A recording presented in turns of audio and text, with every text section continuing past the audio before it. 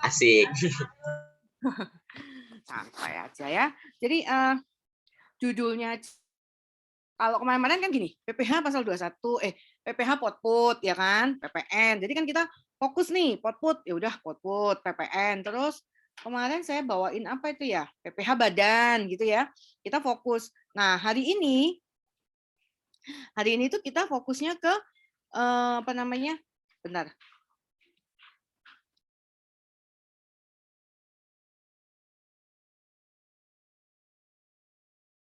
Nah, hari ini kita fokusnya ke akuntansi perpajakan. Nah, judulnya aja udah akuntansi sama perpajakan. Jadi kayaknya mikirnya dua ya. Kalau badan nggak, waktu kemarin kan PPH badan ya udah PPH badan, PPN fokus. Nah, hari ini tuh akuntansi sama perpajakan. Nah, sebenarnya ini adalah ujungnya ya, ujungnya karena kalau kita ngomong pajak itu nggak akan lepas dari akuntansi. Akuntansi itu role basis pertamanya, ya kan? Sebelum masuk ke pajak. Jadi harus ada laporan keuangan dulu, komersial, baru laporan perpajakan. Kalau bilang laporan perpajakan komersial, saya yakin kalian tuh udah pasti udah ngerti. Dari apalagi kan kemarin udah PPH badan udah ya. Nah, ibaratnya kalian itu sudah sampai ke ini apa namanya? Bikin laporan akuntansinya, lalu ada koreksi fiskal, jadi laporan fiskal. Itu kalian udah melewati lah masa itu ya. Tapi yang belum itu adalah gimana kita membuat jurnalnya ya. Kadang-kadang kalau jurnal itu kan mindsetnya di akuntansi ya. Nah, sebenarnya jurnal tuh mindsetnya di akuntansi itu betul ya, tapi karena ada perpajakan, maka akan ada sentuhan lain ya. Sentuhan lainnya itu apa? Setelah transaksi akuntansi kita catat atau kita identifikasi, lalu ada yang namanya unsur perpajakan kita masukkan ke situ. Nah, kalau ada unsur perpajakan terus gimana nih mencatatnya? Nah, kurang lebih seperti itu ya. Makanya dikatakan akuntansi perpajakan. Jadi basisnya kita ngerti dulu akuntansi baru masuk ke perpajakan. Makanya seringkali orang kalau ngambil brevet kan gini ya, karena kalau ini kan di kampus kalian terarah ya kan. Tapi kalau di luaran kan boleh nggak Bu, kalau saya nggak lulusan akuntansi tapi saya ngambil brevet gitu ya misalnya. Ya namanya ilmu nggak ada yang salah ya. Sama kayak kita orang akuntansi. Boleh nggak saya mau ambil course apa namanya public speaking? Ya nggak salah gitu kan. Ya nggak apa-apa kan namanya keterampilan skill. Tapi kalau kita bicara perpajakan dan basicnya bukan akuntansi, itu akan menjadi berat. Misalnya, orang hukum mau belajar pajak, ya sangat boleh gitu kan.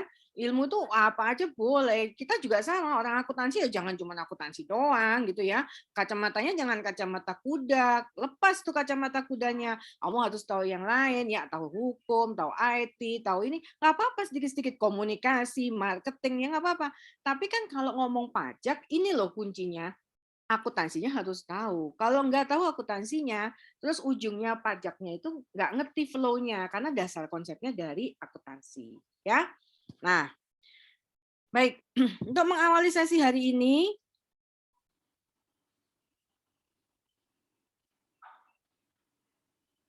ya, untuk mengawali sesi hari ini saya akan share screen dulu.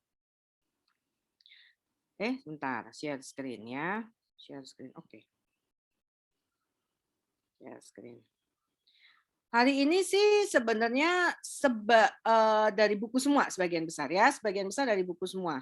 Jadi nggak ada hal yang baru. Karena saya rasa buku yang kalian punya itu udah komplit banget ya, komplit banget itu mah. Udah enak lah gitu ya. Karena mau pakai literatur yang lain pun konsepnya sama-sama aja ya. Nah, eh, kalau kita tanya, misalnya nih, tanya akuntansi itu apa? Itu udah bukan pertanyaan yang akan saya tanyakan ke kalian lagi, karena itu udah masa yang lewat ya. Akuntansi itu apa? Nah bahkan mungkin siklus akuntansi, laporan keuangan itu udah hal yang apa namanya? Udah hal yang tinggal di otak kalian tuh tinggal di enter aja udah langsung jawabannya itu keluar ya. Nah, hari ini, pagi ini sambil nyantai, kita akan refresh lagi ya. Kita akan refresh lagi tentang akuntansi, tentang siklusnya, tujuannya, komponennya, kayak gitu ya. kita akan refresh lagi, kita akan mengulang lagi hal-hal itu. Nanti baru kita masuk ke ya. Oke, kita lihat dulu ya. Bentar. Kalian boleh sambil makan, sambil ngemil, nggak apa-apa. Yang penting jaga kesehatan. Ya. Berdasarkan fungsinya, akuntansi itu merupakan aktivitas penyedia jasa. Artinya, akuntansi merupakan informasi keuangan yang bersifat kuantitatif kepada pihak yang berkepentingan dengan eksistensi entitas, untuk membantu mereka membuat keputusan-keputusan ekonomi yang menyangkut entitas tersebut. Jadi kalau dikatakan akuntansi itu jasa, ya, informasi keuangan yang bersifat kuantitatif.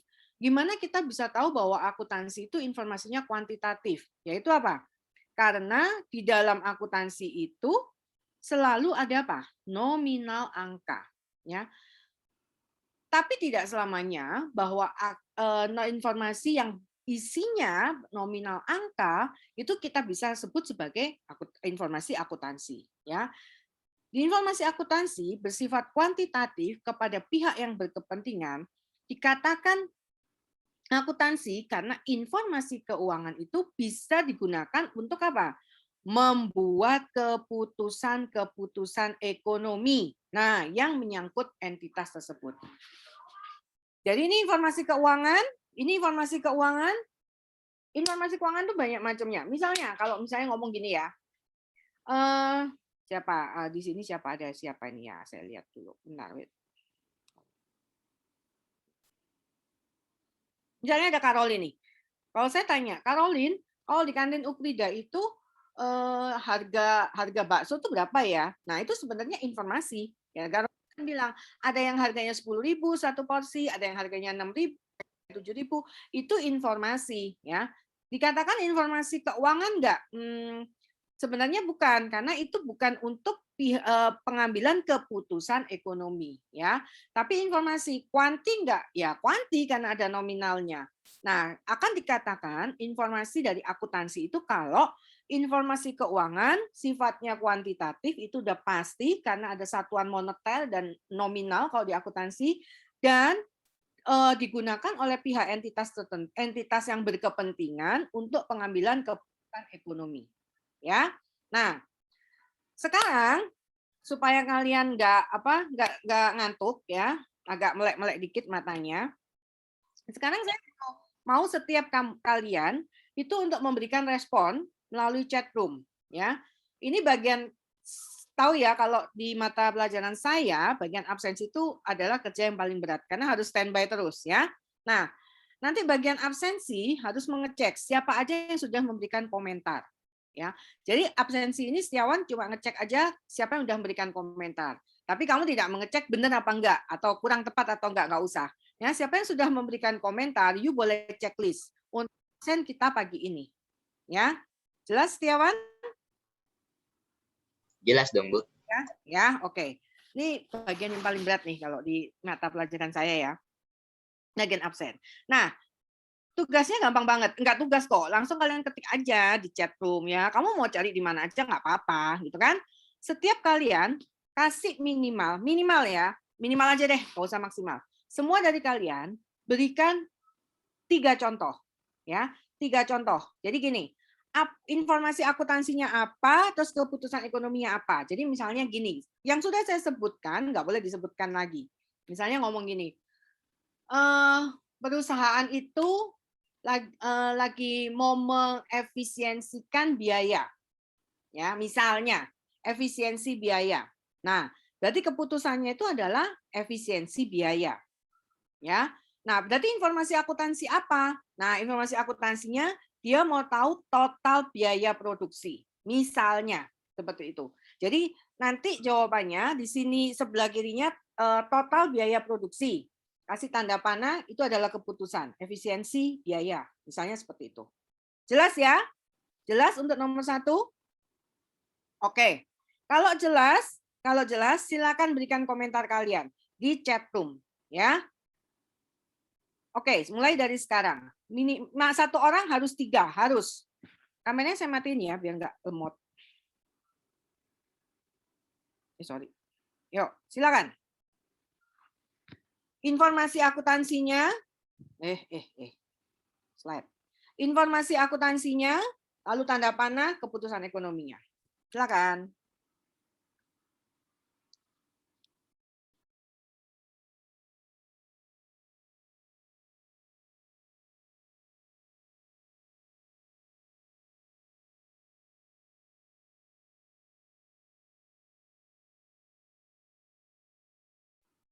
Jangan hanya berpikir dalam akuntansi keuangan. You boleh pakai akuntansi biaya, you mau pakai rasio keuangan, itu nggak masalah loh ya. Ingat, informasi akuntansi itu nggak cuma ada di laporan keuangan aja. Rasio-rasio misalnya, oh ya, mas, rasio likuiditas, cash flow, oh pakai aja. Kamu tahu apa nggak masalah. Jadi saya mau kamu itu berkembang gitu. Karena kan kalau yang ngambil brevet ini udah di penghujung semester kan, harusnya udah ilmu akuntansinya udah padat gitu ya. Jadi jangan terkotak dengan laba rugi, neraca, perubahan modal, enggak kayak gitu ya. Itu masih boleh, tapi out of the box juga oke. Mau rasio-rasio keuangan itu sangat oke ya. Silakan. Oh, belum ada.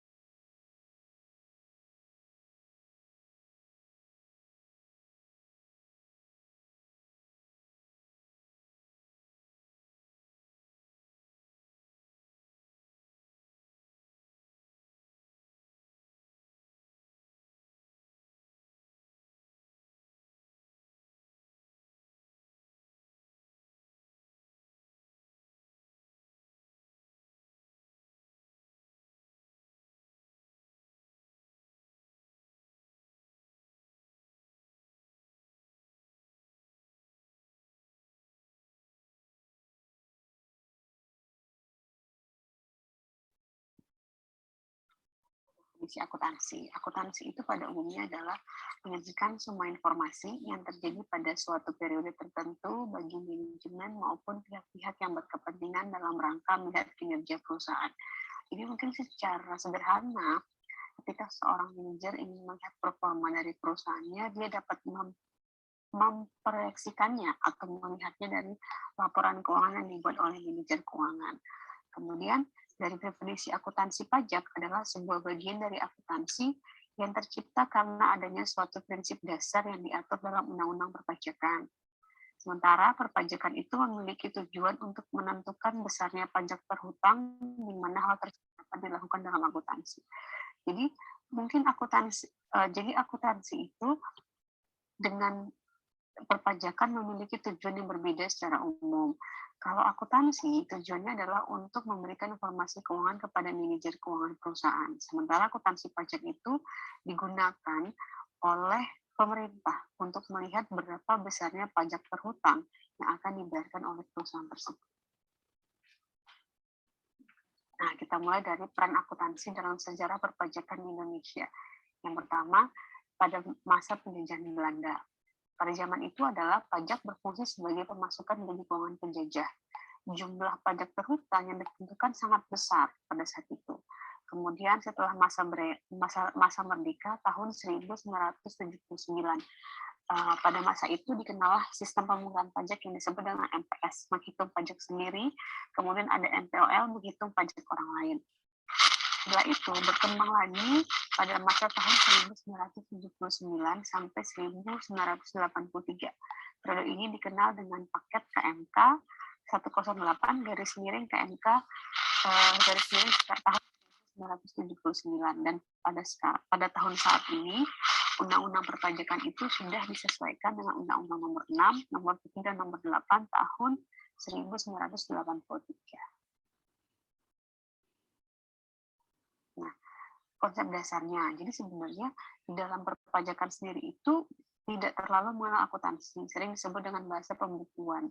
Pembukuan perpajakan adalah proses mencatat, mengklasifikasi, meringkas transaksi ekonomi yang terkait dengan kewajiban perpajakan, wajib pajak, serta diakhiri dengan pembuatan laporan keuangan fiskal. Nah, sebelum kita membahas lebih lanjut, jadi sebenarnya akuntansi pajak itu goals-nya adalah membuat laporan keuangan fiskal. Sementara akuntansi keuangan yang kita pelajari biasanya itu adalah akuntansi komersial.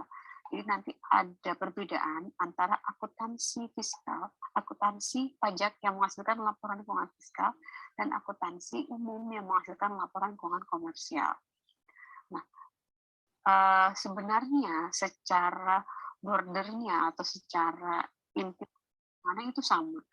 Itu laporan keuangan itu sejatinya dapat melakukan identifikasi, merekam, kemudian mengkomunikasikan kejadian-kejadian ekonomi yang terjadi.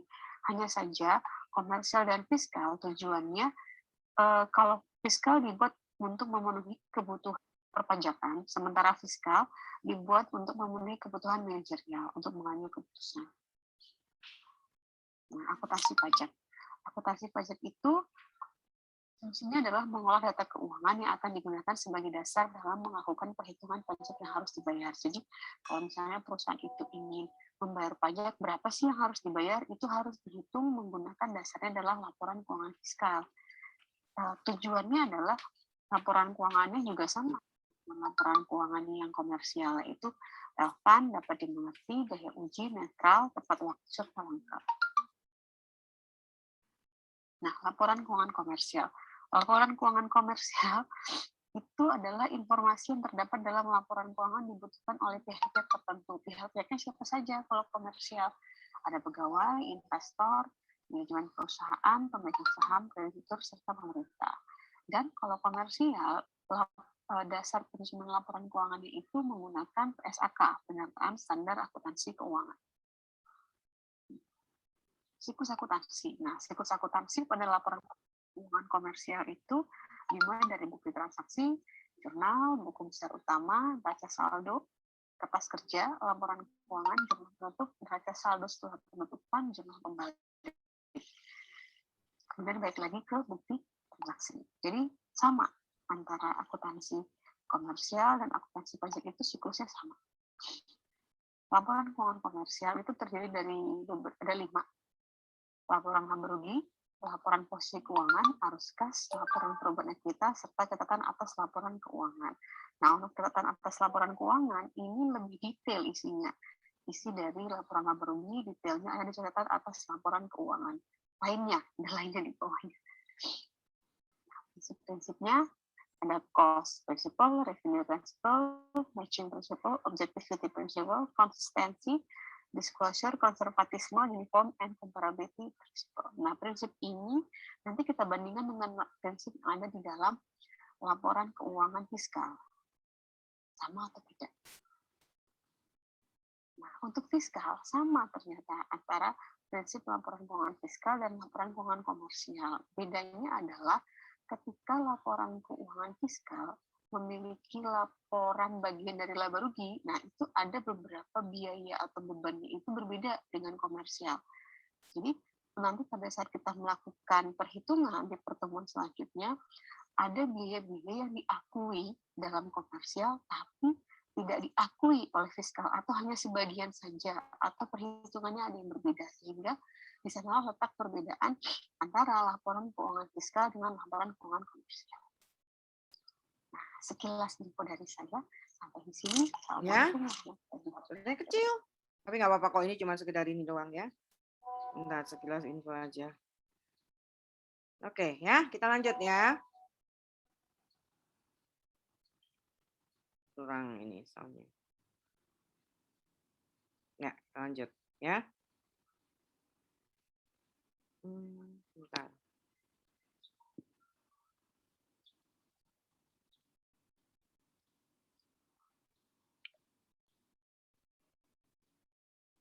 Nah, sistem informasi. Akuntansi dikatakan sistem informasi merupakan kegiatan pengumpulan dan pengolahan data keuangan entitas untuk kemudian mengkomunikasikannya kepada berbagai pihak yang berkepentingan agar dapat dipakai sebagai alat bantu dalam pengambilan keputusan yang menyangkut entitas.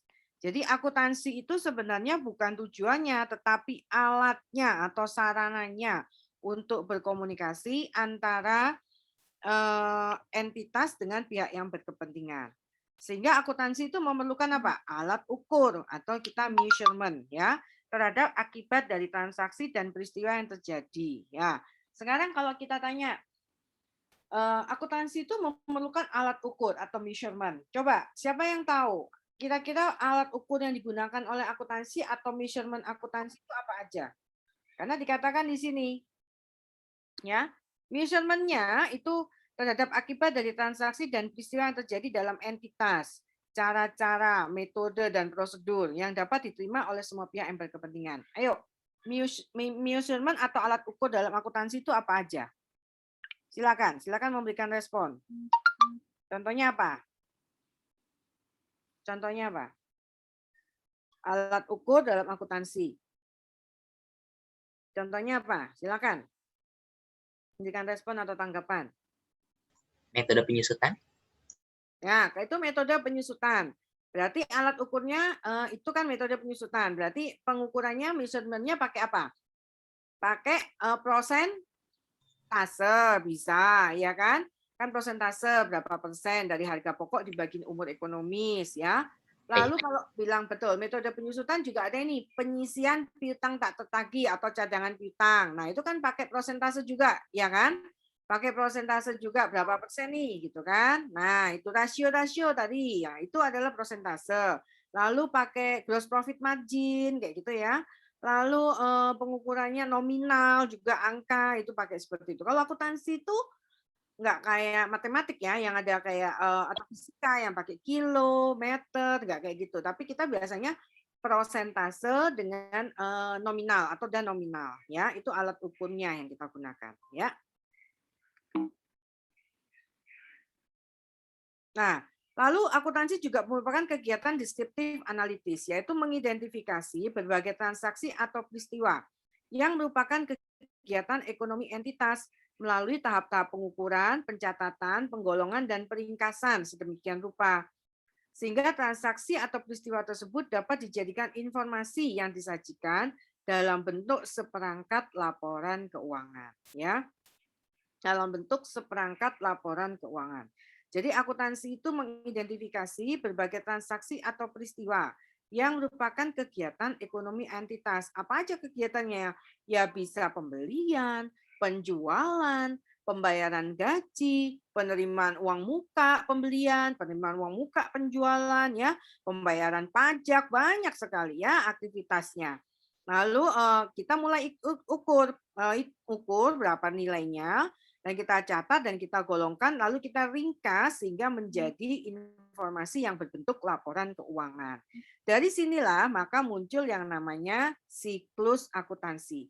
Jadi ada pencatatan, penggolongan, pengiktisaran, dan pelaporan. Ya, 3 laporan ini adalah yang mandatori. Ya, sisanya kalau mau pakai sebenarnya arus kas itu kalau di pajak sih sebenarnya cuma 2.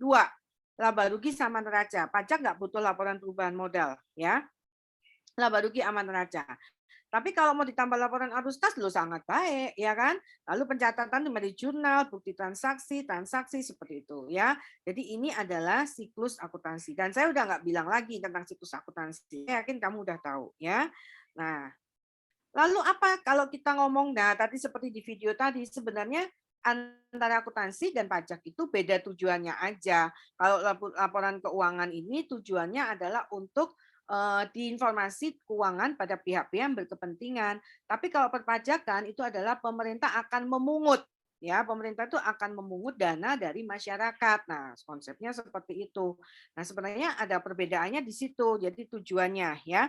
Nah, tapi kan basisnya sama dari laporan keuangan, sehingga dikatakan laporan keuangan itu penyajian terstruktur dari posisi keuangan dan kinerja keuangan suatu entitas.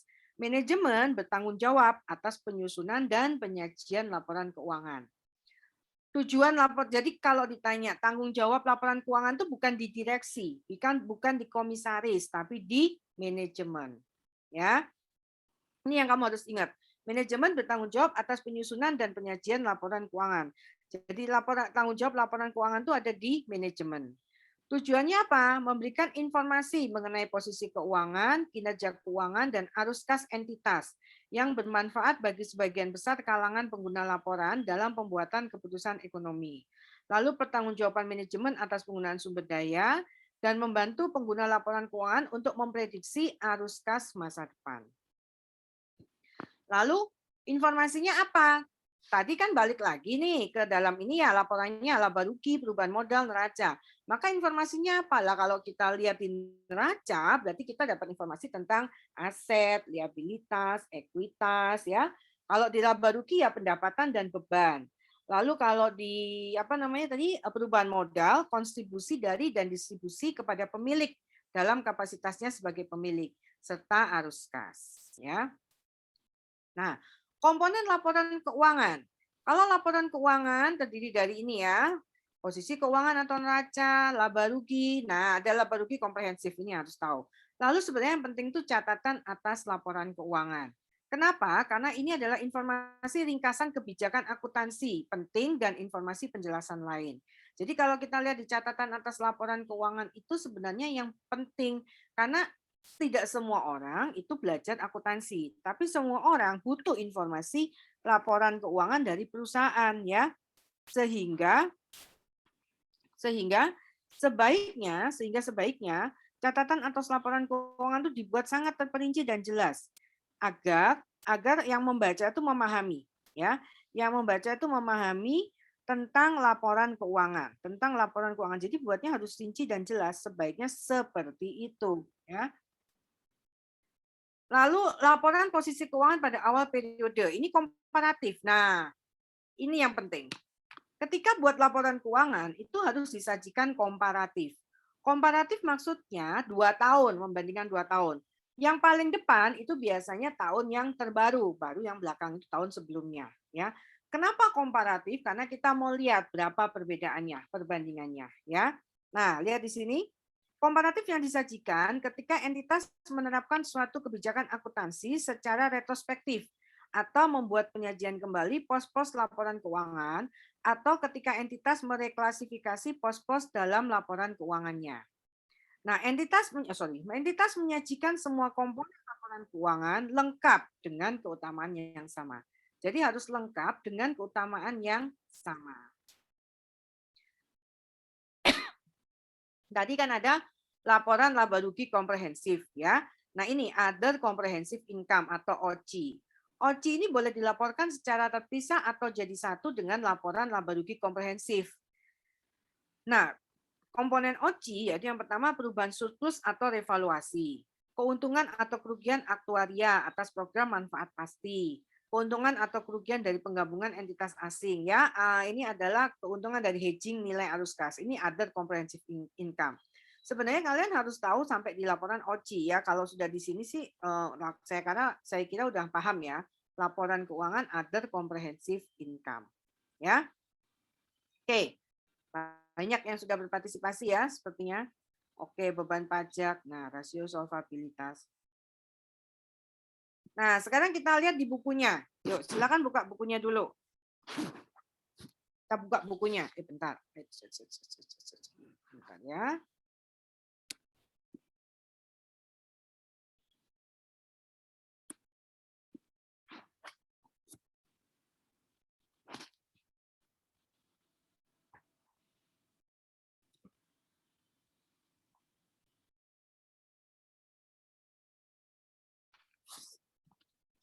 Oke.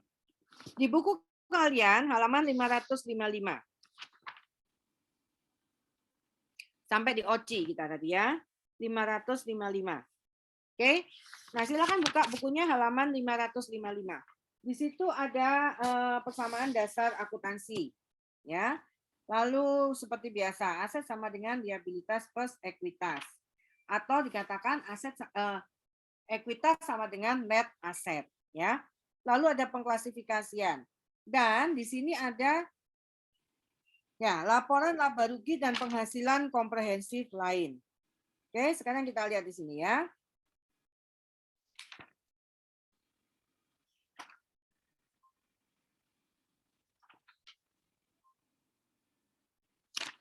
Oke. Kelompok usaha XYZ, laporan laba rugi dan penghasilan komprehensif untuk tahun yang berakhir 31 Desember 2007. Berarti lihat di depannya 2007, di belakangnya 2006. Ya, tadi seperti yang saya bilang, kalau bikin laporan komprehensif itu 2 tahun. 2 tahun itu yang paling depan itu yang terbaru. Ya, jadi depannya 2007, belakangnya 2006. Lalu ada pendapatan, beban pokok penjualan, laba bruto, pendapatan lainnya, biaya distribusi, dan biaya-biaya lain. Lalu bawahnya penghasilan komprehensif lain. Nah, supaya jelas tentang ini yang namanya other comprehensive income atau penghasilan komprehensif lain. Nah, supaya jelas kalian bisa lihat ada apa aja, ada pos-pos yang tidak akan direklasifikasi ke laba rugi, keuntungan dari revaluasi. Contohnya kayak gini ya di halaman 557. Pengukuran kembali, bagian keuntungan, pajak penghasilan. Nah, ini masuk other comprehensive income. Jadi sebenarnya other comprehensive income itu kayak masih berupa potensi-potensi gitu loh ya. Potensi-potensi yang merupakan penghasilan ya, tapi berupa potensi. Nah, nanti ada selisih kurs di situ. Ya. Dan sebenarnya ketika perusahaan itu sudah sampai ke comprehensive income, paling bawah itu bukan net income lagi. Seharusnya ada ini laba yang didistribusikan kepada perusahaan induk dan kepentingan non pengendali atau non controlling interest ya. Lalu laba per saham. Nah, sehingga halaman 558 kamu boleh garis bawahi. Laba tahun berjalan dialokasikan untuk pemegang saham induk dan kepentingan non pengendali. Klasifikasi beban berdasarkan fungsi atau sifat.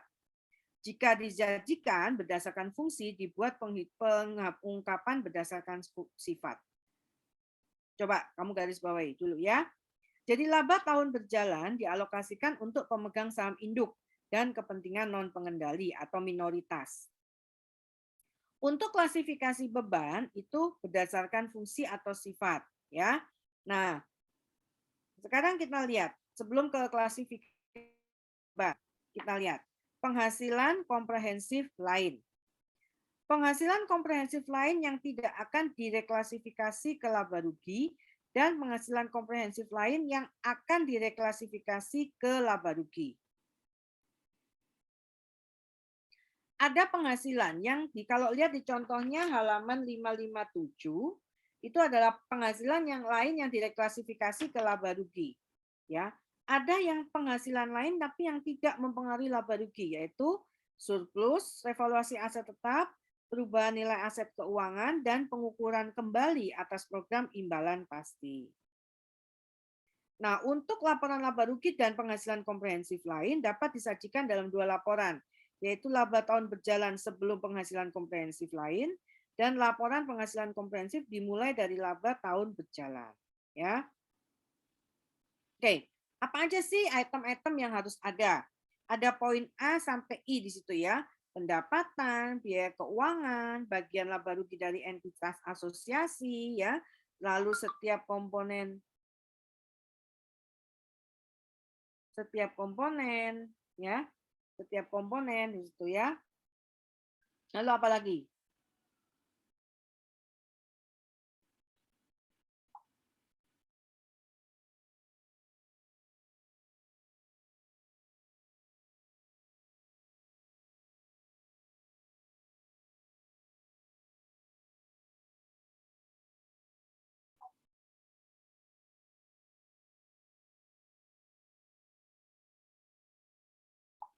Lalu setiap komponen dari penghasilan komprehensif lain, total penghasilan komprehensif ya.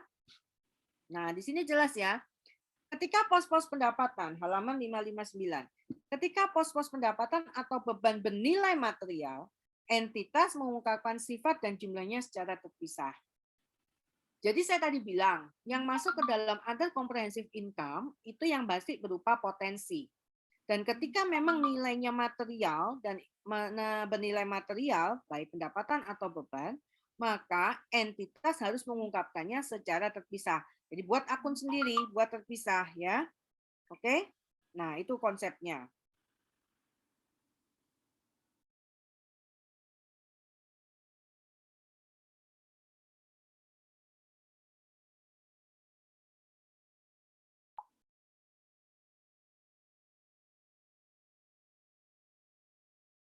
Oke, kita lihat ya.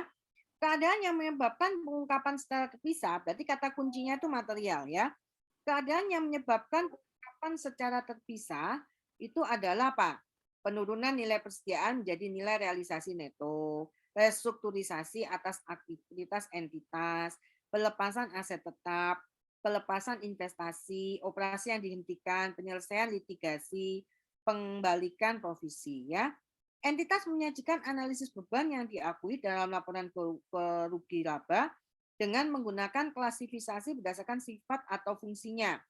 Mana yang dapat menyediakan informasi yang lebih andal dan relevan ya. Coba kita lihat. Jadi kamu harus, ini kayak ada di intermediate ya.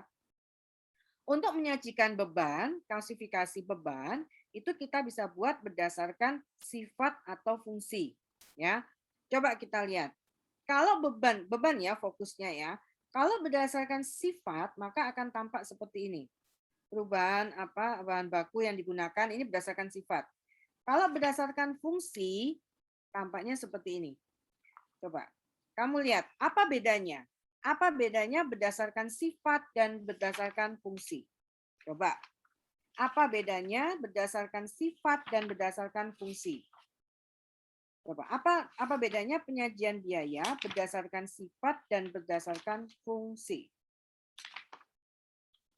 Silakan. Silakan menjawab pakai audio aja. Apa bedanya? Berdasarkan sifat dan berdasarkan fungsi.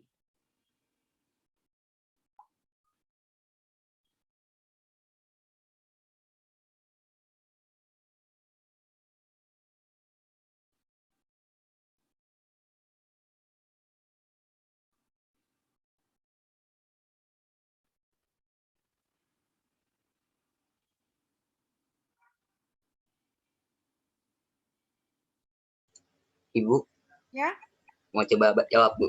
boleh dong, yuk. Ya, jadi kalau yang saya berdasarkan sifat itu jadi kayak dari sifat beban itu sendiri. Jadi misalnya kayak beban piutang itu kan memang untuk penyusutan, jadi dikategorikan sebagai penyusutan kayak gitu. Nah, kalau misalnya fungsi itu Apa itu? lebih kayak gitu, Yang sifat ya? ya, yang sifat. Oke. Terus kalau yang fungsi, jadi kayak apa tuh, dikategorikan sesuai fungsinya, dalam arti kayak gini, misalnya ada beban untuk marketing. Nah, itu yang misalnya beban marketing itu digabungin tuh semuanya gitu. Ya. Tapi gak dijelasin tuh, misalnya kayak di beban marketing ini Apa aja? beban penyusutan atau apa gitu. Betul. Ya, jadi kalau berdasarkan sifat itu lebih ke eksistensi dari transaksinya. Kalau berdasarkan fungsi itu pengelompokan, ya, pengelompokan, dikelompokkan. Yang mana kelompoknya transaksi marketing ya marketing kayak gitu, ya. Itu bedanya berdasarkan sifat dan berdasarkan fungsi. Oke, ya. Oke, sebentar. Saya akan kasih contoh dulu ya. Contoh dulu nanti kalian sajikan berdasarkan nyusun laporan keuangan, lalu berdasarkan sifat dan berdasarkan fungsi. Sebentar ya. Nah.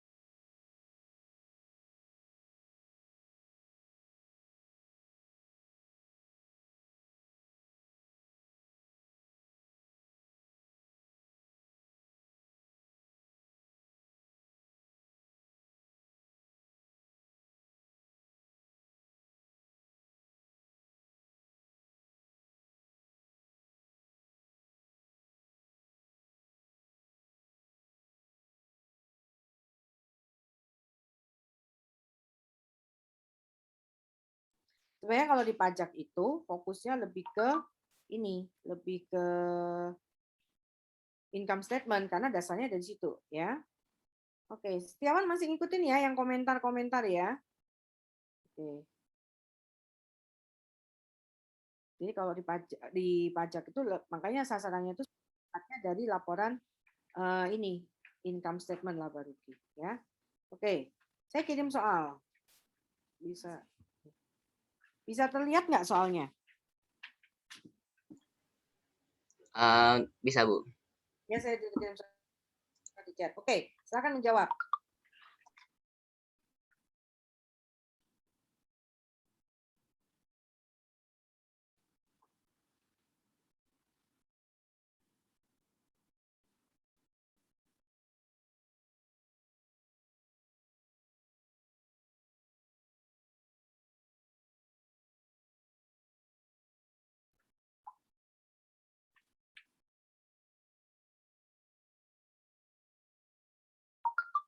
Oh, untuk yang ini, untuk soal ini, semua kalian bikin di Excel aja.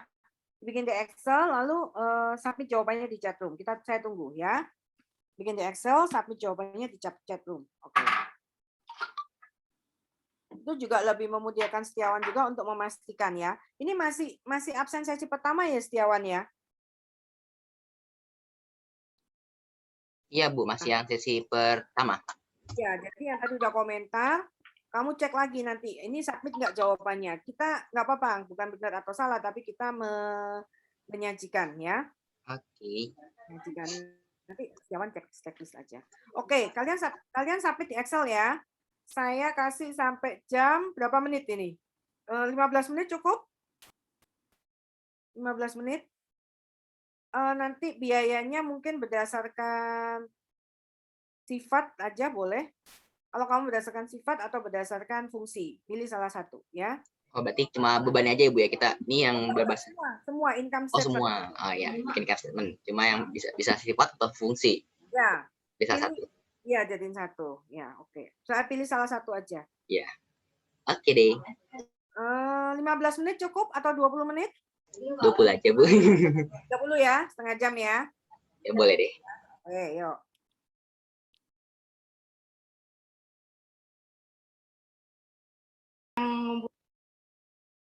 Oke, yuk kita mulai. Who's present? Yang mau present?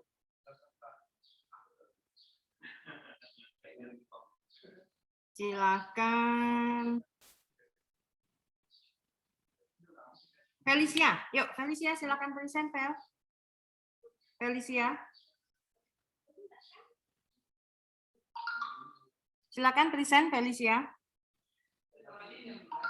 Halo?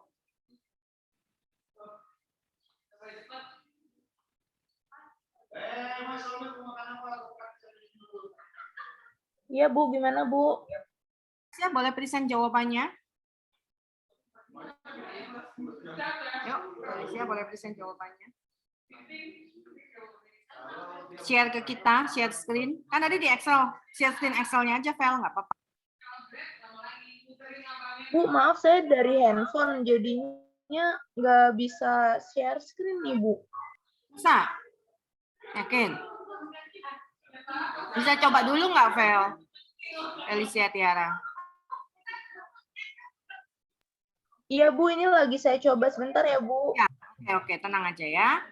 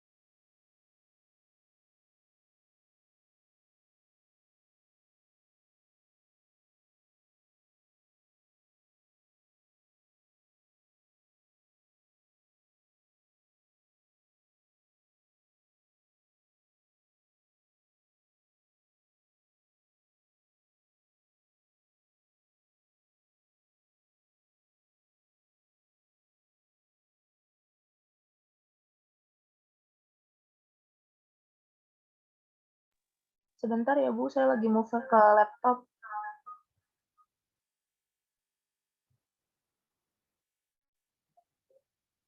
Bisa ya, Fel? Sebentar Bu, lagi saya coba di laptop dulu. Ya, oke. Oke deh. Udah. Nah, yuk, jelasin yuk.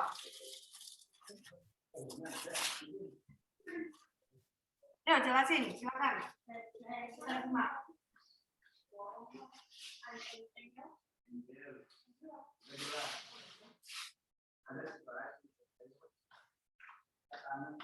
Yuk, silakan.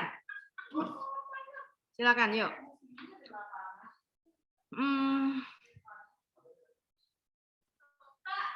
Oke. Silakan.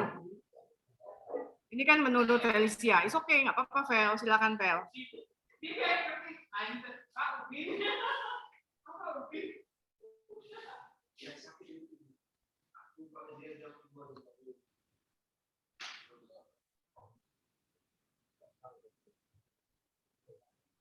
Halo?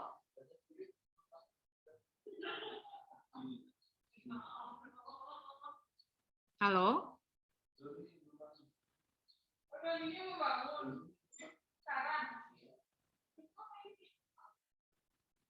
Halo, Felicia?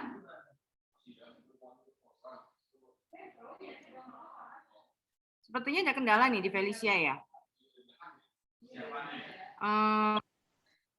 Felicia bisa ngomong? Mic-nya udah nyala sih Bu, tadi saya cek. Oh ya. Emang nggak tahu nih, belum bunyi. Ya oke. Baiklah.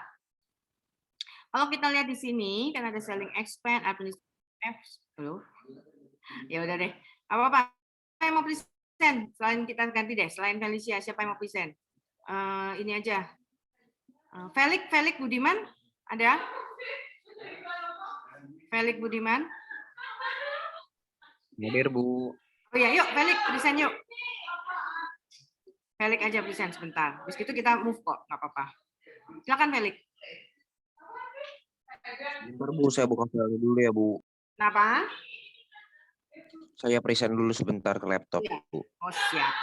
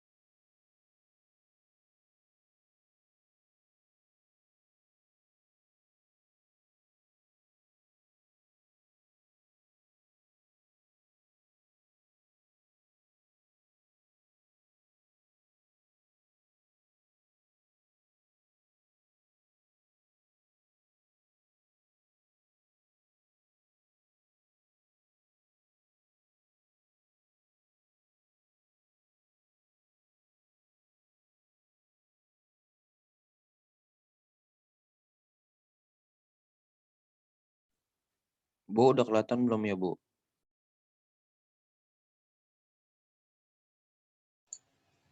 Udah Bu, Terus ini ngomong aja, Wan. bentar ya sabar.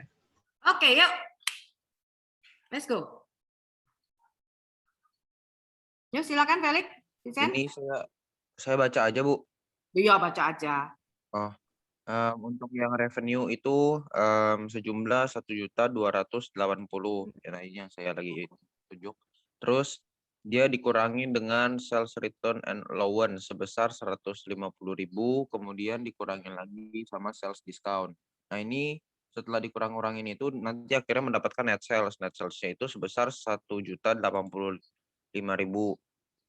Kemudian dikurangi lagi sama COGS sebesar 621.000. Akhirnya dapat jadinya gross profit sebesar 464.000. Lanjut, Bu. Lanjut. Oke. Kemudian untuk yang operating expense itu ada selling expense sebesar 194.000 dan administrative and general expense sebesar 97.000. Nah, kemudian ada dikurangi total operating expense sebesar 291.000 itu hasil penjumlahan dari selling dan administrative. Itu kemudian yang gross profit-nya dikurangin sama total OPEX. Jadinya income from operating-nya sebesar 173.000. Kemudian ada revenue or expense, itu ada interest revenue-nya sebesar 86.000. Kemudian ada interest expense dikurangin jadi 60.000. Kemudian ada loss from impairment of plant assets sebesar 120.000.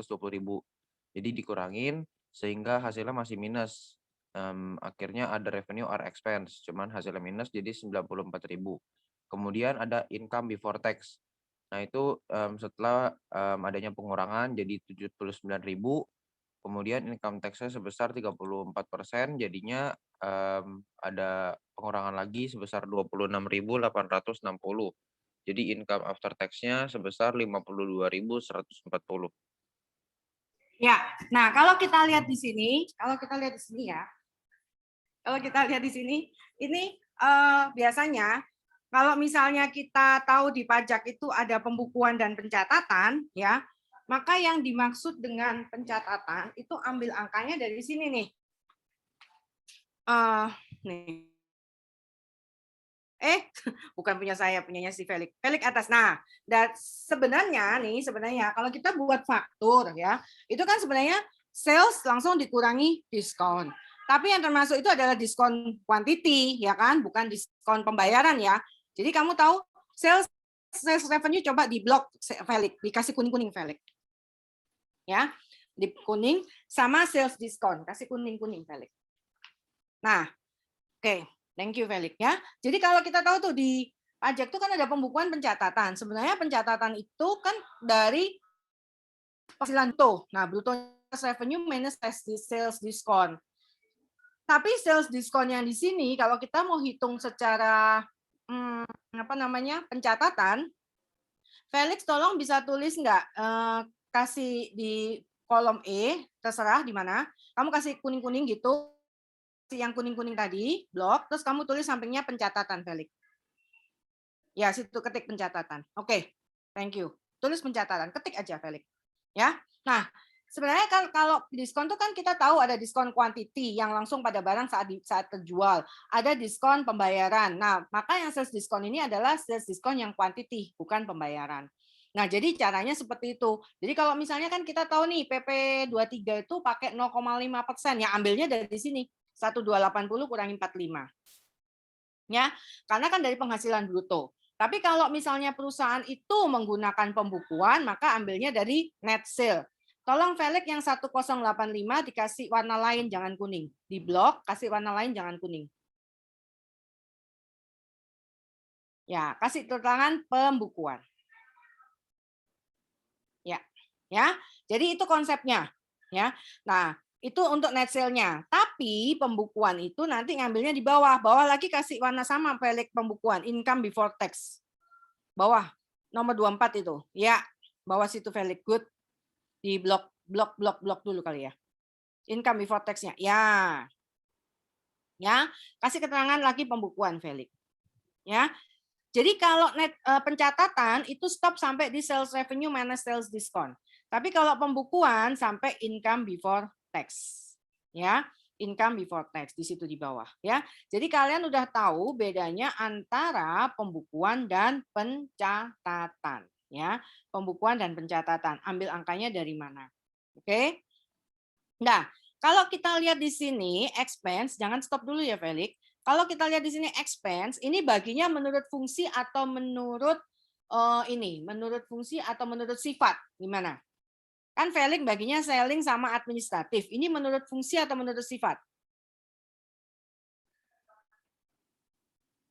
Menurut fungsi atau menurut sifat? Fungsi. Ya, fungsi ya. Jadi fungsi. Kalau menurut sifat, coba Felix di poin 15, 16 tuh di insert. Ya, kayaknya di blok dulu kali ya, di insert kan, soalnya kita mau insert. Ikutin saya aja. Jadi Saya mau di 15 dan 16 saya blok, Bu. Oh, di insert. Maksudnya saya mau tambah akun. Di tengah-tengah administratif sama total. Di bawahnya selling. Di bawah selling. Yes. Blok 2. Di bawah selling ya. Ya. Yes, good. Ya. Oke, ya. Satu lagi Felix. Bikin kayak gitu lagi satu. Jadi saya mau nambah 2 akun. Ya. Nah, sellingnya dibuang. Kata-kata selling expense-nya buang. Nah, di situ tulis salary marketing. Marketing salary expense. Sorry. Marketing salary expense.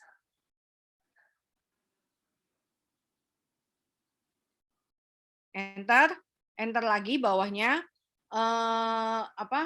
telepon marketing expense. Iya, marketing telepon expense. Kebalik Felix, ya. Lalu bawahnya lagi tulis lagi itu oil. Oil itu adalah bensin ya. Marketing oil expense. Nah, terus kamu isi angka sembarang sebelah situ. Isi aja. 194 biarin bawahnya terserah aja. Terserah aja. Ya, serah bebas, ya. Terus administratif itu kamu ganti administratif salary expense. Kasih kata salary. Ya, itu ganti kata salary. Nah, nanti 97-nya jangan dikasih garis bawah ya, Felix. Saya mau tambahin kayak tadi marketing 2 lagi. Ya, tambahin 2 lagi. Ya, tambahin di situ misalnya maintenance expense. Lalu depreciation expense dan isi angkanya. Depreciation expense, isi angkanya.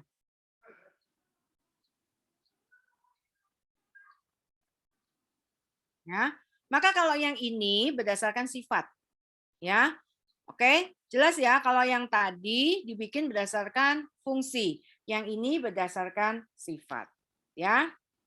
Oke, jelas sampai sini? Ada pertanyaan kah? Ada pertanyaan? Jelas, Bu. Jelas ya. Jadi kamu tahu ada yang berdasarkan fungsi, berdasarkan sifat, ya. Sekarang kita prepare. Oke, thank you untuk Felix. Saya ambil bukunya dulu ya. Kita lanjutkan sebentar. Jadi saya izin stop share ya, Bu. Betul, betul. Kita lanjut ke buku ya, Felix. Makasih.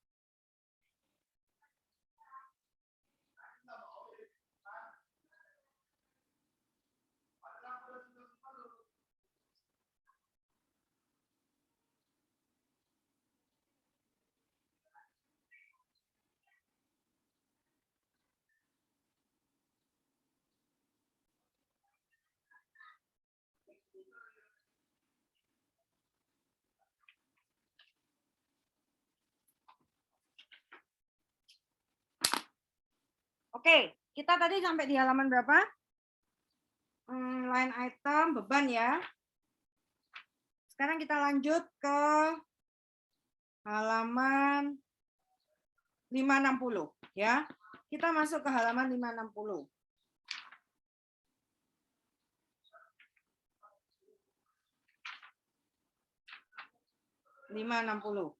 Catatan atas laporan keuangan. Silakan dibuka halaman 560, catatan atas laporan keuangan. Menyajikan informasi tentang dasar penyusunan laporan keuangan dan kebijakan akuntansi tertentu yang digunakan. Makanya di catatan atas laporan keuangan itu ada dikatakan metode persediaannya apa, metode pencadangan piutangnya apa, metode penyusutannya apa, umurnya berapa, nah di situ ya. Mengungkapkan informasi yang disyaratkan SAK yang tidak disajikan di bagian manapun dalam laporan keuangan. Lalu, memberikan informasi yang tidak disajikan di bagian manapun, tetapi relevan untuk memahami laporan keuangan. Jadi misalnya, perusahaan mengambil kebijakan untuk menerbitkan saham. Atau menerbitkan saham is okay. Kalau misalnya menerbitkan obligasi, itu kan berarti nambah hutang, ya kan? Tapi di situ akan ada hutang itu untuk apa? Biasanya kalau perusahaan konstruksi, dia akan menjelaskan obligasi ini terbit untuk membiayai proyek yang mana. Nah, itu namanya poin C, ya. Memberikan informasi yang tidak disajikan di bagian manapun, tapi relevan untuk memahami laporan keuangan. Ya, itu salah satu dari contohnya. Salah satu dari contohnya. Oke. Saya rasa sisa yang lain kalian bisa baca. Nah, kita masuk ke konsep dasar akuntansi pajak. Ya, konsep dasar akuntansi pajak.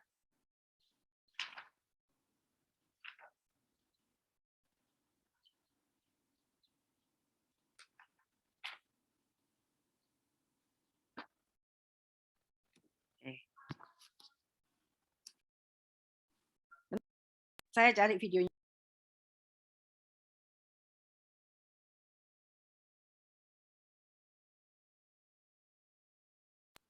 Oke ya.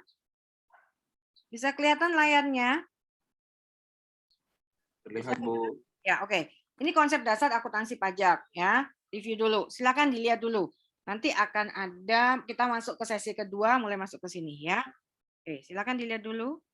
Apa yang dimaksud dengan akuntansi dan apa yang dimaksud dengan pajak? Suaranya jelas ya? Jelas, Bu.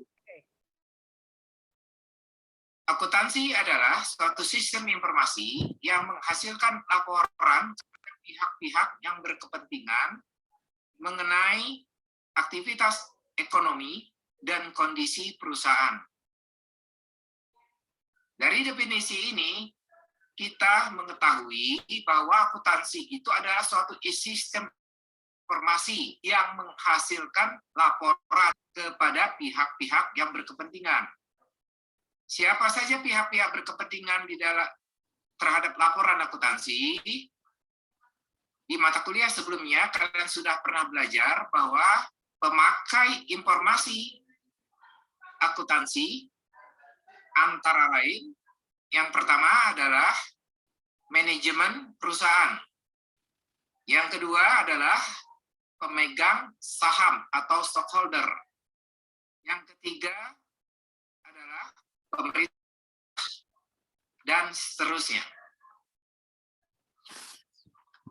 Sistem informasi yang menghasilkan laporan keuangan tentu berdasarkan satu proses akuntansi yang berdasarkan siklus akuntansi yang berawal dari bukti transaksi, diposting yang dibuat jurnalnya, kemudian diposting buku besar, dan seterusnya sampai pada penyusunan laporan keuangan. Itu yang dimaksud dengan akuntansi. Basis pencatatan di dalam akuntansi yaitu bukti transaksi. Bukti transaksi yang terjadi dalam perusahaan. Sekarang coba kita perhatikan apa yang dimaksud dengan pajak. Pajak adalah iuran rakyat kepada kas negara berdasarkan undang-undang yang dapat dipaksakan, yang tidak mendapat jasa timbal balik kontra prestasi yang langsung dapat ditunjukkan. Digunakan untuk membayar pengeluaran umum. Coba kalian perhatikan definisi pajak ini. Yang pertama adalah pajak adalah iuran rakyat kepada kas negara berdasarkan undang-undang yang dapat dipaksakan. Kemudian yang kedua, tidak mendapat jasa timbal balik atau kontra prestasi yang langsung dapat ditunjukkan. Maksudnya begini, ketika rakyat dalam hal ini wajib pajak membayar pajak, dia tidak mendapat keuntungan secara langsung dari pembayaran tersebut. Kenapa tidak mendapat keuntungan atau jasa timbal balik langsung? Karena uang pajak tersebut digunakan oleh pemerintah untuk membiayai pembangunan. Jadi dengan kata lain, rakyat atau wajib pajak yang membayar pajak itu menerima jasa timbal balik secara tidak langsung. Sekarang di mana titik singgungan antara akuntansi dan pajak? Tadi saya sudah jelaskan, akuntansi adalah suatu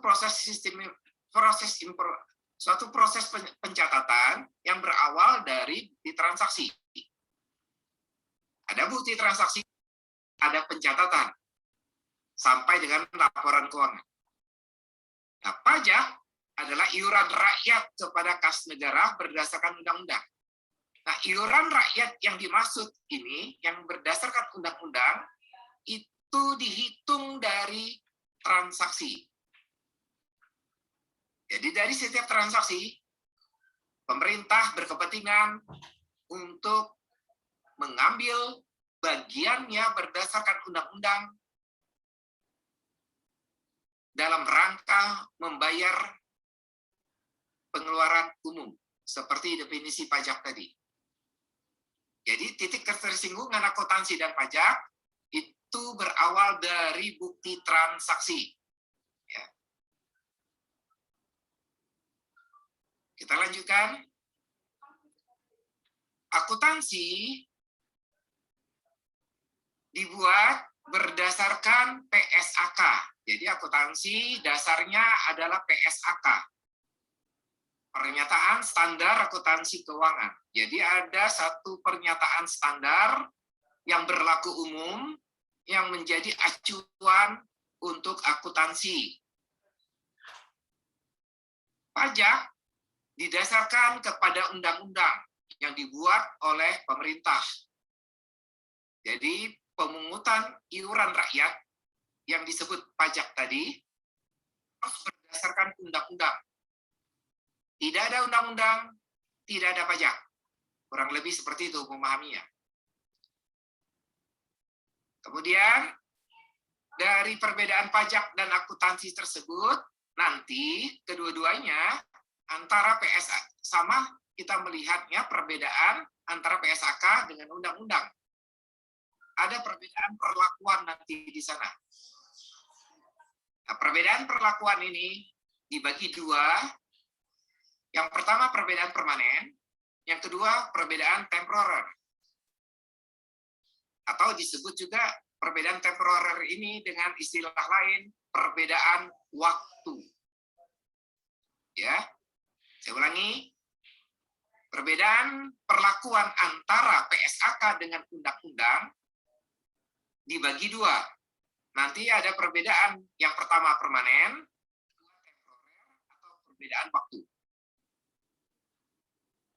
Di mana letak perbedaan dua istilah ini?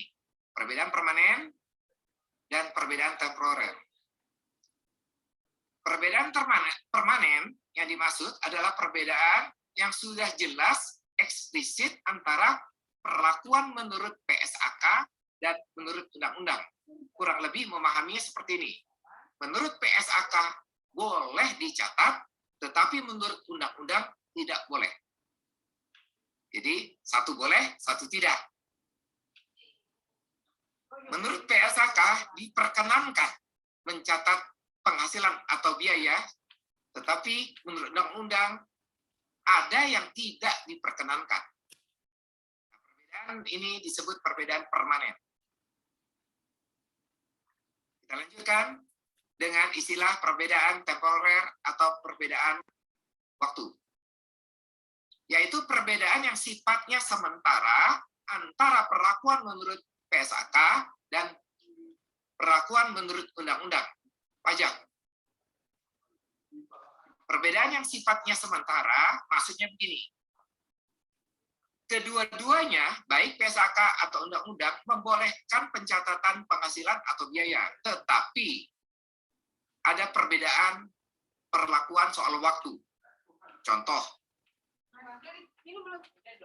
aset tetap kendaraan. Menurut ketentuan PSAK, masa penyusutannya boleh ditentukan berdasarkan kebijakan perusahaan. Boleh ditentukan berdasarkan kebijakan perusahaan. Perusahaan A menentukan masa manfaat atau masa penyusutan untuk kendaraan bermotor 6 tahun.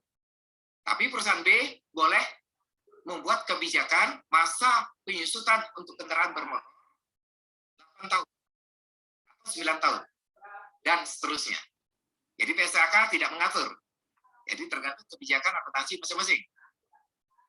Tetapi menurut undang-undang, masa penyusutan untuk kendaraan bermotor diperbolehkan 8 tahun masuk golongan 2. Jadi kalau apabila perusahaan yang menerapkan PSAK menentukan masa manfaat penyusutan untuk kendaraan 6 tahun, sedangkan menurut Undang-Undang 8 terjadi perbedaan masa waktu penyusutan. Nah, perbedaan ini disebut perbedaan temporer atau perbedaan waktu. Pada intinya, undang-undang membolehkan setiap aktiva tetap, aset tetap, boleh disusutkan, tapi dibatasi, ditentukan waktunya. Sedangkan di PSAK juga boleh melakukan penyusutan, tapi mengenai waktunya terserah kepada kebijakan perusahaan. Terjadi perbedaan. Itu disebutkan perbedaan temporer, sama-sama boleh mencatat biaya penyusutan, tapi masa penyusutannya berbeda. Kalian bisa lihat contoh lainnya ada di slide. Perbedaan permanen, misalnya sebelah kiri slide. Akuntansi boleh mencatat biaya. Jadi semua pengeluaran dapat dicatat biaya menurut akuntansi. Tetapi menurut pajak, tidak semua biaya dapat menjadi pengurang. Atau disebut istilah non-deductible expense. Beban yang tidak dapat jadi pengurang. Artinya, saya ulangi, menurut akuntansi, semua biaya dapat jadi pengurang atau dicatat biaya, tapi menurut pajak tidak semua biaya dapat dicatat sebagai biaya atau sebagai pengurang. Apa saja, nanti di materi-materi berikut kalian akan belajar apa saja biaya yang tidak dapat dijadikan pengurang menurut pajak. Demikian juga penghasilan. Semua penerimaan yang berasal dari penghasilan dapat dicatat menurut akuntansi. Sedangkan menurut pajak, ada penghasilan yang tidak dapat dicatat sebagai penghasilan, yaitu yang jenisnya penghasilan bukan objek pajak. Kemudian menurut akuntansi bukan penghasilan, tapi sebaliknya menurut pajak penghasilan. Menurut akuntansi itu bukan biaya, tetapi menurut pajak itu deductible expense, adalah biaya yang dapat dikurangkan. Nah, perbedaan-perbedaan inilah yang disebut perbedaan permanen. Ada tambahan, adalah di bawah itu adalah sanksi administrasi perpajakan. Nah, menurut akuntansi itu biaya, menurut pajak juga biaya. Jadi dua-duanya tidak ada masalah. Kemudian sumbangan menurut akuntansi boleh dibiayakan, tapi menurut pajak tidak boleh. Kemudian sebelah kanannya perbedaan temporer atau waktu, contoh lainnya penyusutan, penilaian inventory, persediaan maksudnya. Jadi di dalam penilaian persediaan ada beberapa metode yang dapat digunakan menurut akuntansi PSAK. Misalnya contoh first in, first out. Last in, first out. Metode rata-rata, average. Metode mana yang lebih rendah antara harga perolehan dengan harga pasar, dan lain-lainnya. Banyak metode penilaian persediaan di dalam akuntansi. Tetapi menurut undang-undang, tidak semua dapat digunakan. Yang hanya diperkenankan oleh undang-undang hanya dua, yaitu first in, first out, atau FIFO. Yang kedua adalah metode average. Nah, perbedaan metode inilah yang dimasuk ke dalam perbedaan temporer atau perbedaan waktu. Tadi saya sudah katakan ke titik tersinggungan antara akuntansi dan pajak berawal dari bukti transaksi. Kalian bisa lihat di siklus akuntansi ini. Kalau menurut akuntansi, semua bukti transaksi langsung dicatat jurnal. Menurut pajak, bukti transaksi terlebih dahulu harus dipilah. Mana transaksi yang kena pajak dan mana transaksi yang tidak kena pajak. Untuk kalian bisa membedakan mana transaksi kena pajak dan transaksi tidak kena pajak, tentunya kalian harus belajar mata kuliah perpajakan. Karena pengetahuan tentang mana objek pajak, mana yang tidak objek pajak, itu dari mata kuliah perpajakan. Jadi kembali dari bukti transaksi, Kalau menurut akuntansi, langsung dicatat jurnal transaksi ke dalam jurnal, tetapi kalau menurut pajak, harus diidentifikasikan, dipisahkan. Mana transaksi kena pajak, mana tidak transaksi kena pajak. Inilah titik kritis perbedaan akuntansi dan pajak, yaitu pada saat menelaah, mereview bukti transaksi. Selebihnya, siklus akuntansinya sama, yaitu dilanjutkan posting buku besar, neraca saldo, jurnal penyesuaian pada akhir periode, dan seterusnya sampai laporan keuangan. Nah, cuma nanti setelah laporan keuangan selesai, dilanjutkan dengan penyusunan SPT pajak, baik SPT pajak masa, bulanan, atau SPT pajak tahunan. Tadi saya sudah banyak menjelaskan tentang orientasi atau tujuan pelaporan. Nah, di sini slide ini menjelaskan perbedaan orientasi pelaporan. Laporan keuangan yang dihasilkan akuntansi, kita sebut istilah lain, laporan keuangan komersial, disusun untuk kepentingan pemakai laporan yang berhubungan dengan kinerja perusahaan. Siapa pemakai laporan? Tadi saya sudah jelaskan. Yang pertama, manajemen perusahaan. Yang kedua, pemegang saham. Yang ketiga, pemerintah, dan seterusnya. Investor, yang keempat, dan seterusnya. Pajak berkepentingan dengan satu atau beberapa unsur laporan keuangan yang dilampirkan dalam surat pemberitahuan pajak terhutang SPT. Meliputi laba tahun berjalan, karena merupakan dasar untuk menghitung pajak penghasilan. Distribusi laba untuk menghitung pajak atas dividen. Peredaran usaha, maksud di sini peredaran usaha adalah penjualan barang. Ini terkait dengan PPN dan PPNBM. Pengeluaran untuk karyawan, ini terkait dengan pajak penghasilan pasal 21. Pembelian jasa lain, ini terkait dengan PPh pasal 23 dan PPh pasal 4 ayat 2. Slide berikut menjelaskan perbandingan antara SPT tahunan badan dan laporan komersial. Saya tidak akan menjelaskan slide ini secara rinci, tapi saya akan menjelaskan secara ringkas saja, karena kita keterbatasan waktu. Kita mulai pertama. Nomor 1. SPT tahunan badan, penggunanya adalah Fiskus. Fiskus di sini adalah otoritas pajak atau pemerintah. Kalau laporan keuangan adalah berbagai pengguna multi-user yang tadi saya jelaskan.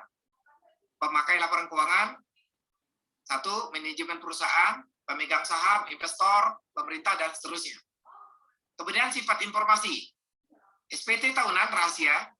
Kalau laporan keuangan dapat digunakan untuk umum, terutama perusahaan yang terdaftar di Bursa Efek. Kemudian pedoman penyusunan. Undang-undang dasarnya, kalau SPT. Kalau ini adalah SAK. Mata uang pelaporan.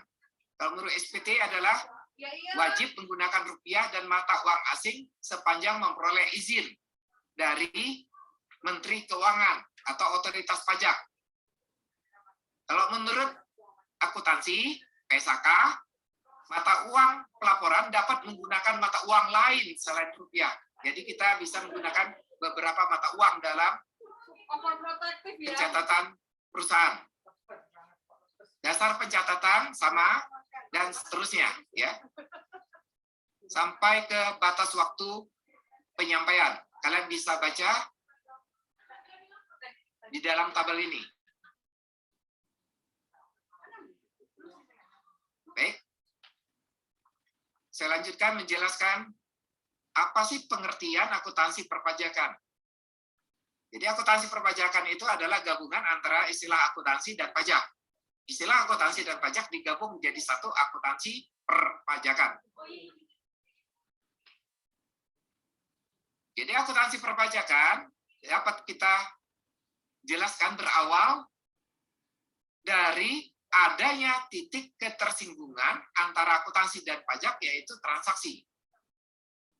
maka perusahaan cenderung menerapkan akuntansi yang sudah sesuai dengan peraturan pajak. Jadi penerapan akuntansi di perusahaan yang disesuaikan dengan ketentuan peraturan perpajakan, itulah yang disebut dengan istilah akuntansi perpajakan.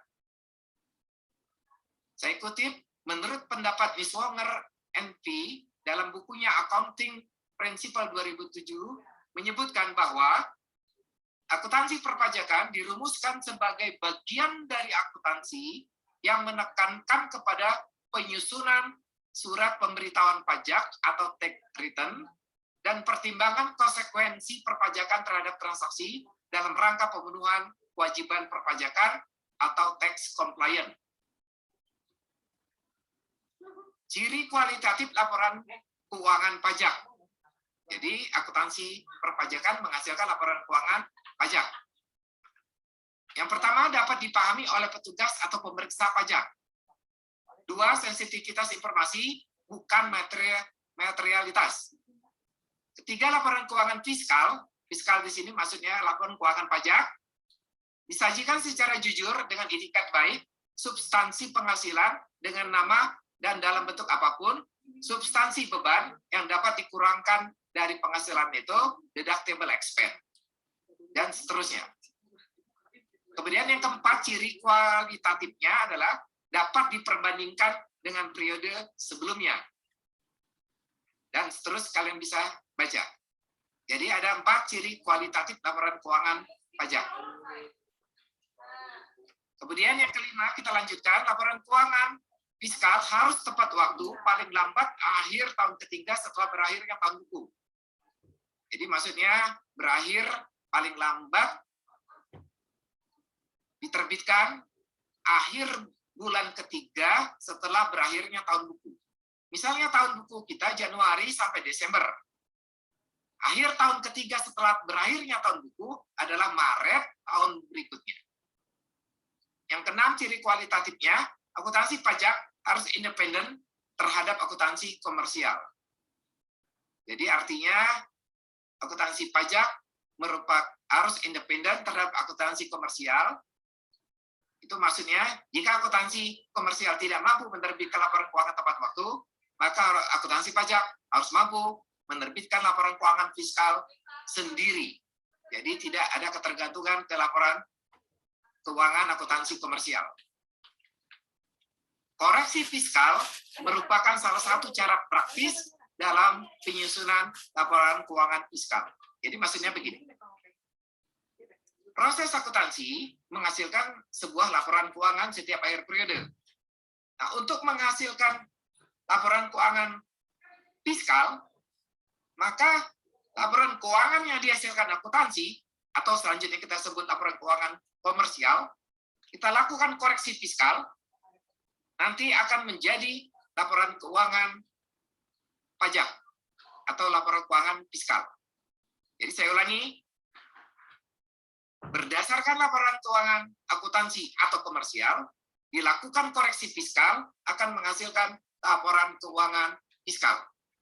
Nah, laporan keuangan fiskal inilah yang merupakan dasar penyusunan laporan pajak, bukan laporan keuangan komersial yang menjadi dasar. Yang menjadi dasar adalah laporan keuangan fiskal.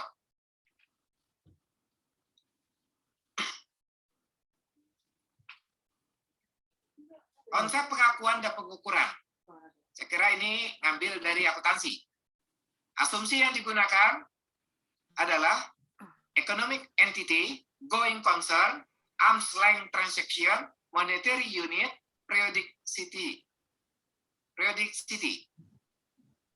Jadi ini asumsi yang diambil dari akuntansi, yaitu entitas ekonomi, berkesinambungan, going concern, transaksi harga wajar, arm's length transaction, monetary unit merupakan unit menggunakan unit keuangan, kemudian periodicity. Periodicity di sini ini maksudnya secara periodik diterbitkan laporan keuangannya. Kemudian prinsip-prinsipnya yang digunakan adalah historical cost berdasarkan biaya sesungguhnya, Revenue recognition itu maksudnya pengakuan penghasilan. Matching itu maksudnya antara biaya atau beban yang digunakan untuk menghasilkan penghasilan dicatat dalam periode yang sama, dipertemukan dalam periode yang sama. Itu maksudnya matching. Full disclosure berikutnya yaitu prinsip mengungkapkan seluruhnya informasi ke dalam laporan keuangan. Kemudian batasannya. Jadi ada asumsi yang digunakan, ada prinsip yang digunakan, tapi ada keterbatasan. Keterbatasannya adalah cost benefit. Jadi antara biaya dan manfaat, terkadang biaya lebih besar daripada manfaat yang diperoleh. Ya, itu keterbatasan. Materiality, artinya tingkat material sebuah transaksi. Industri practice, itu ada banyak praktek dalam industri. Jadi banyak praktek-praktek akuntansi dalam industri. Sehingga pajak agak sulit mendefinisi masing-masing industri tersebut. Kemudian yang berikutnya konservatisme, artinya prinsip konservatif. Jadi terkadang ada transaksi yang tidak terlalu jelas perlakuannya, konservatif. Nah, apa yang saya jelaskan tadi ada di slide berikutnya, ya, yang menjelaskan tentang prinsip-prinsip akuntansi pajak. Kalian bisa baca secara lengkapnya.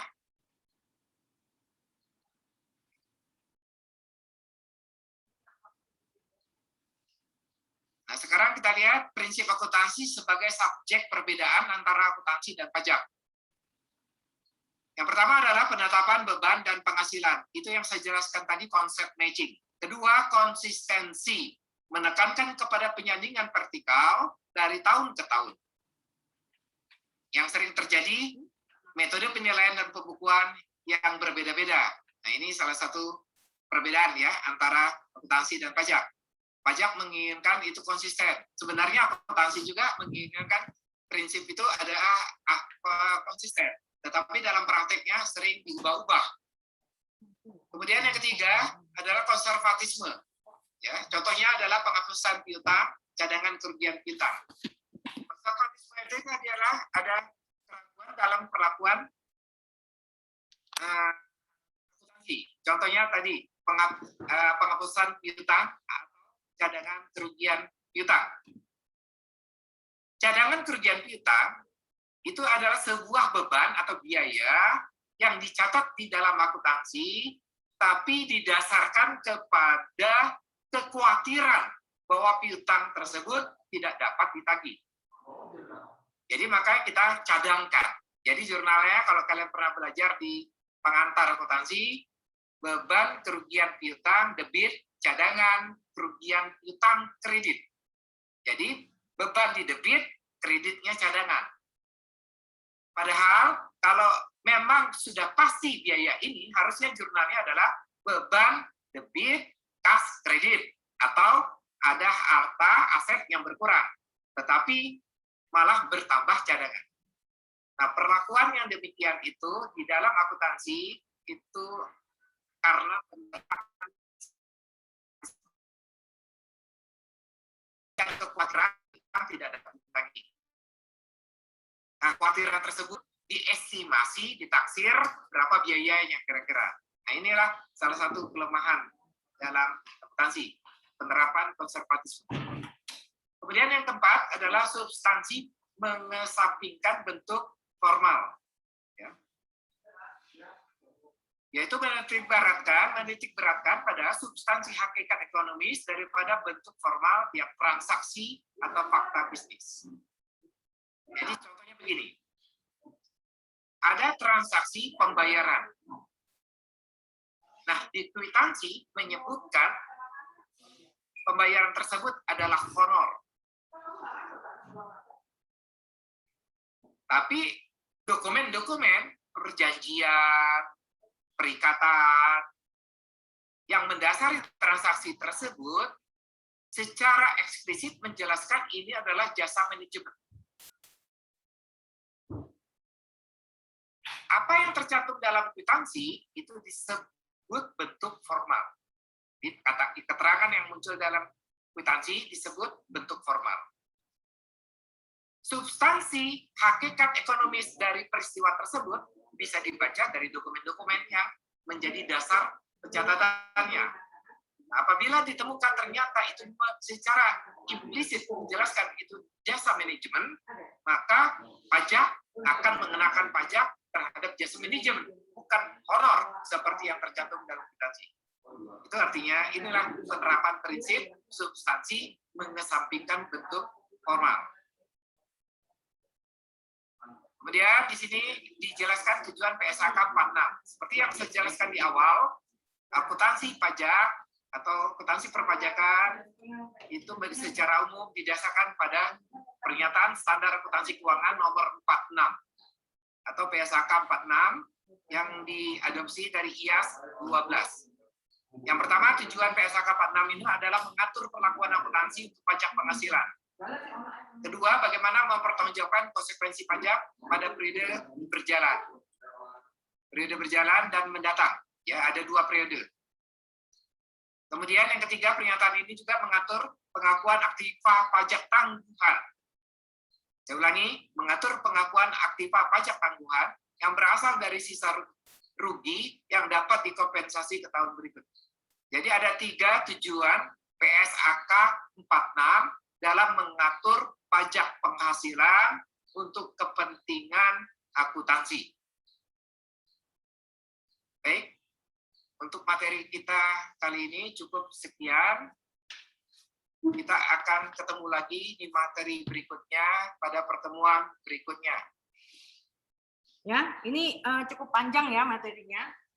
Nah, sekarang kita lanjutkan untuk bukunya. Ya, jadi ini materi tentang konsep dasar akuntansi perpajakan. Sebenarnya poinnya di sini. Tadi ada critical yang dia bilang. Nah, sini nih poinnya. Berdasarkan kebijakan perusahaan. Contoh, perusahaan A menentukan masa manfaat atau masa penyusutan untuk kendaraan bermotor 6 tahun. Tapi perusahaan B boleh membuat kebijakan masa penyusutan untuk kendaraan bermotor 8 tahun atau 9 tahun dan seterusnya. Jadi PSAK tidak mengatur. Jadi tergantung kebijakan akuntansi masing-masing. Tetapi menurut undang-undang, masa penyusutan untuk kendaraan bermotor diperbolehkan dalam. Ya, ini perbedaan utamanya, perbedaan permanen dan perbedaan temporer. Lalu krusial lagi, ini siklusnya hampir sama ya kalau siklusnya. Nah, perbedaan otoritas pelaporannya dan otoritas pelaporannya. Orientasi atau tujuan pelaporan. Nah, di sini slide ini menjelaskan perbedaan orientasi pelaporan. Laporan keuangan yang dihasilkan akuntansi, kita sebut istilah lain, laporan keuangan komersial, disusun untuk kepentingan pemakai laporan yang berhubungan dengan kinerja perusahaan. Siapa pemakai laporan? Tadi saya sudah jelaskan. Yang pertama, manajemen perusahaan. Yang kedua, pemegang saham. Yang ketiga, pemerintah. Dan seterusnya. Investor yang tepat. Dan seterusnya. Pajak berkepentingan dengan satu atau beberapa unsur laporan keuangan yang dilampirkan dalam surat pemberitahuan pajak terhutang SPT. Meliputi laba tahun berjalan karena merupakan dasar untuk menghitung pajak penghasilan. Distribusi laba untuk menghitung pajak atas dividen. Peredaran usaha, masuk di sini peredaran usaha adalah penjualan barang. Ini terkait dengan PPN dan PPNBM. Pengeluaran untuk karyawan, ini terkait dengan pajak penghasilan pasal 21. Pembelian jasa lain, ini terkait dengan PPh pasal 23 dan PPh pasal 4 ayat 2. Nah, kalian boleh take picture ini ya, foto ini. Ini ke critical point-nya di sini sebelum kita masuk ke sesi hitungannya.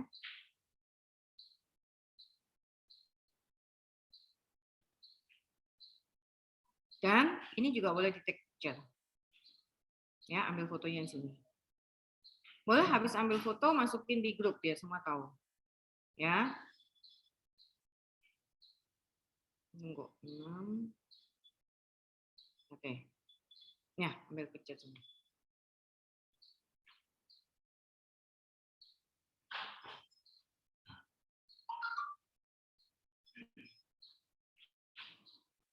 Udah? Nah, kita sekarang buka halaman 574. Ya, halaman 574. Halaman 574. Kita lihat di situ pencet jurnal transaksi untuk pajaknya. Ya.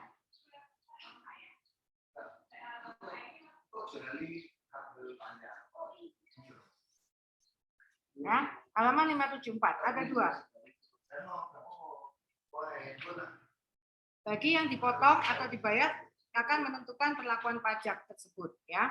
Kalau dipotong atau dibayar itu bersifat final, maka dia akan dicatat sebagai beban di periode bulan berjalan. Kalau bersifat tidak final, maka akan dipotong atau dibayar dan merupakan uang muka. Berarti dicatat sebagai kredit pajak, ya. Halaman 574. Jadi kalau pajak itu bersifat final, maka akan dicatat sebagai beban. Tapi kalau dia tidak final, maka artinya dapat dikreditkan. Berarti sebagai uang muka PPh. Ya, garis bawahi. Bagi pemotong atau pemungut pajaknya, yang motong atau mungut berarti wajib setor ke kas negara. Ya, setor ke kas negara berarti sebagai utang PPh. Jadi ketika ada pajak yang dipotong dapat dikreditkan, bukan final, buat yang dipotong sebagai uang muka, buat yang memotong sebagai hutang. Ya, utang PPh. Jadi dua pihak, ya. Kalau uang muka berarti dia dikreditkan, kalau yang hutang pajak berarti dia harus bayar ke kas negara. Oke. Sekarang halaman 574. Kita mulai ya. PPh pasal 21. Silakan dibuka bukunya. PPh pasal 21. Kita sekarang jam berapa? Oh, nanggung. Kita terus ya. Nanti jadi sesi yang di belakangnya agak lama. Kita nyambung terus dulu. Sebentar, Setiawan, kita sesi kedua mulai jam berapa ya? Sebentar ya, Bu ya. Ya? Sebentar, Bu, cek lagi. Ya, saya sampai lupa. Kita ngomong terus dari tadi. Bentar ya, Bu ya.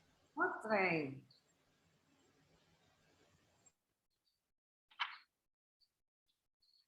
Saya juga lupa.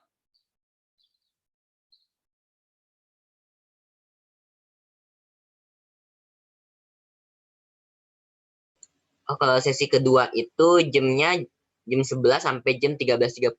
Oh ya, oke kalau gitu. Jam 11 sampai jam 13.30. Nah, berarti gini deh. Kita kan mau masuk sesi kedua. Kita udah belajar tentang akuntansi sama perpajakan. Nah, kita cari linknya, ya. Kamu cari linknya hubungan antara akuntansi pajak dengan akuntansi komersial. Tadi kan kita udah belajar tadi gimana di dalam laporan keuangan komersial sama perpajakan. Nah, sekarang bikin uraian semua ya, harus bikin itu sebagai tanda untuk absensi.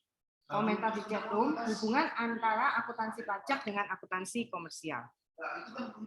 Yuk, saya kasih waktu sampai 10.15, nggak apa-apa, ya. Hubungan antara akuntansi pajak dan akuntansi komersial, biar nanti belakangnya kita lebih istirahatnya lebih lama. Yuk, silakan. Ini masuk ke sesi 2 ya. Oke, Bu. Nanti yang komentar kasih tanda absen. Silakan ya. Hubungan antara akuntansi perpajakan dan akuntansi komersial. Silakan mencari. Via Word kan, Bu, ketiknya? Better ketik langsung di chat aja. Oh, chat aja. Okay. Langsung ketik di chat aja ya, nggak usah di Word atau Excel lagi ya. Oh ya. Sebentar, saya tulis ya soalnya ya. Oke, Bu, boleh.